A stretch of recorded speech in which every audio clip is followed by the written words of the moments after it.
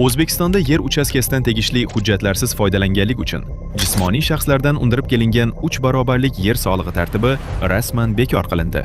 Yangi qonun talablariga muvofiq 2020-yil 1-yanvardan to 2024-yil 1-iyungacha bo'lgan davr oralig'ida hisoblangan mana shu 3 karralik soliq summalari qayta hisob-kitob qilinib, fuqarolarga qaytarib berilishi belgilandi. Rasmiy idoralar, xususan Soliq qo'mitasi vakillari ushbu qadamni birinchi navbatda aholiga yengillik yaratish, asrlar yoki yillar davomida avloddan avlodga meros bo'lib o'tib kelayotgan, ammo rasmiy hujjati bo'lmagan yer egalarini qo'llab-quvvatlash maqsadida amalga oshirilganini ta'kidlamoqdalar. Ushbu moliyaviy amnistiyaning asl mazmunini va unga zamin yaratgan qonunchilik asoslarini aniq misollar bilan odamlarga batafsil ochib berish lozim. Avvalo, bu kutilmagan va og'ir 3 karralik soliq majburiyati o'zi qayerdan paydo bo'lgan edi degan haqli savolga to'xtab o'tish zarur. Bu tartib aslida O'zbekiston Respublikasining 2019-yil 30-dekabrda qabul qilingan ORQ 599 sonli qonuni bilan yangi tahrirda tasdiqlangan va 2020-yil 1-yanvardan kuchga kirgan Soliq kodeksi asosida hayotimizga kirib kelgan edi. Ushbu kodeksning tegishli moddalariga xususan, jismoniy shaxslardan undiriladigan yer solig'iga oid qismiga muvofiq, yer uchastkalaridan hujjatlarsiz yoxud yer uchastkasiga bo'lgan huquqni tasdiqlovchi hujjatlarda ko'rsatilganidan kattaroq hajmda foydalanilgan taqdirda, yer solig'i belgilangan stavkaning 3 barobari miqdorida hisoblanishi belgilab qo'yildi. Davlat ushbu normani kiritishdan ko'zlagan rasmiy maqsadi yerlarning o'z boshimchalik bilan egallab olinishining oldini olish va aholini o'z mulklarini tezroq davlat ro'yxatidan o'tkazishga majbur qiluvchi ta'sir chorasi sifatida qo'llash edi. Biroq 2020-yilda amaliyotga kiritilgan ushbu jazo solig'i tizimi kutilgan natijani bermadi, balki aksincha, aholi o'rtasida sun'iy ravishda ulkan soliq qarzdorliklarini yuzaga keltirdi. Masalan, bir fuqaroning otasidan qolgan hovlisi bor, lekin yillar davomida unga kadastr hujjati olinmagan. Ushbu kodeks normasi kuchga kirgach, unga oddiy yer solig'i o'rniga 3 barobar ko'p majburiyat yuklana boshladi. Natijada, fuqaro mulkini rasmiylashtirish uchun davlat idorasiga borishdan battar qo'rqadigan bo'ldi. Chunki borishi bilan undan o'tgan yillar uchun to'planib qolgan mana shu ulkan 3 karralik qarzdorlikni to'lash talab qilinar edi. Davlat mana shu to'siq sababli millionlab yerlar ro'yxatdan o'tmay soyada qolayotganini va byudjetga hech qanday barqaror mablag' tushmayotganini anglab yetdi.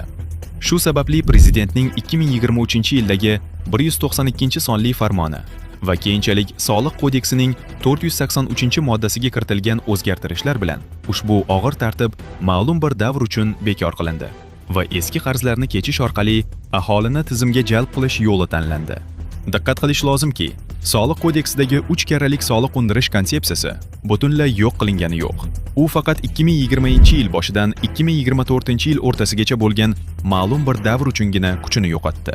2024-yil iyunidan keyingi davr uchun esa bu jazo chorasi hanuz amalda va 2018-yildan keyin noqonuniy egallab olingan yangi yer uchastkalariga nisbatan undirilishi davom etadi. Davlat fuqaroga qisqa muddatli imkoniyat oynasini taqdim etyapti.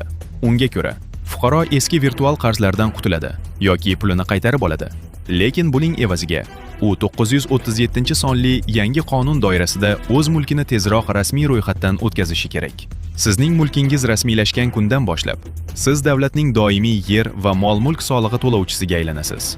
Davlat kodeks orqali bir martalik katta jarima solishdan voz kechib, sizni umrbodlik muntazam soliq to'lovchisi sifatida ro'yxatga oladi. Yana bir misol, qonunchilikka kiritilgan byurokratik yengilliklarda ko'rinadi. Yangi tartibga binoan, bazaviy hisoblash miqdorining 30 barobarigacha, ya'ni 12 million so'mdan ortiq soliq qarzi bo'lgan fuqarolarga ham yerga bo'lgan huquqni e'tirof etish bo'yicha ijobiy xulosa beriladigan bo'ldi.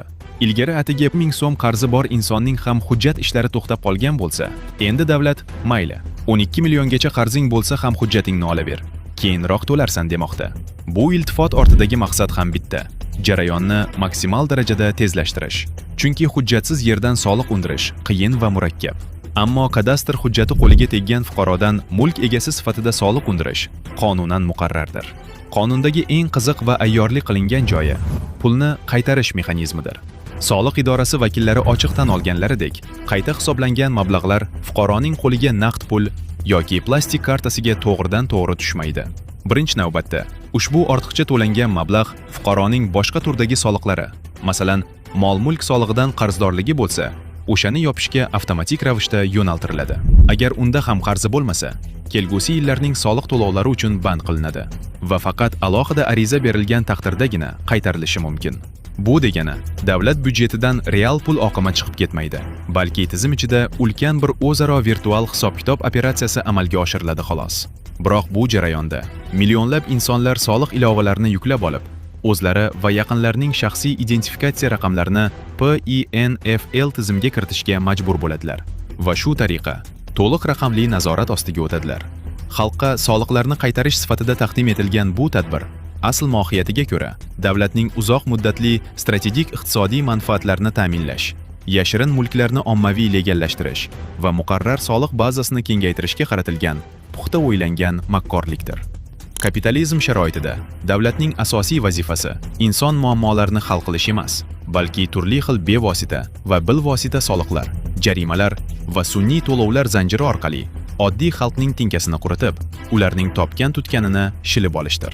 Bir tomondan soliqni kechgandek bo'lib, ikkinchi tomondan raqamli nazorat va yangi majburiyatlar yuklash siyosatidir. Bunday tuban va zo'ravon iqtisodiy tizim o'rniga insoniyat uchun yagona adolatli tuzum bu islom nizomidir. Islom davlati o'z fuqarolarini doimiy moliyaviy bosim va soliq qarmoqlari bilan ov qilmaydi, chunki buni Alloh harom qilgan. Uqba ibn Omirdan rivoyat qilinadi. Men Rasululloh sallallohu alayhi va sallamning shunday deganlarini eshitdim. Max sohibi, nohaq soliq soluvchi jannatga kirmaydi. Shunga ko'ra, islomdagi iqtisod nizomi tatbiq qilinsagina, hozirgi zolim rejimlar har turli hiyla nayranglar bilan odamlarni soliq qopqoniga ilintirishlaridan omonda bo'lamiz.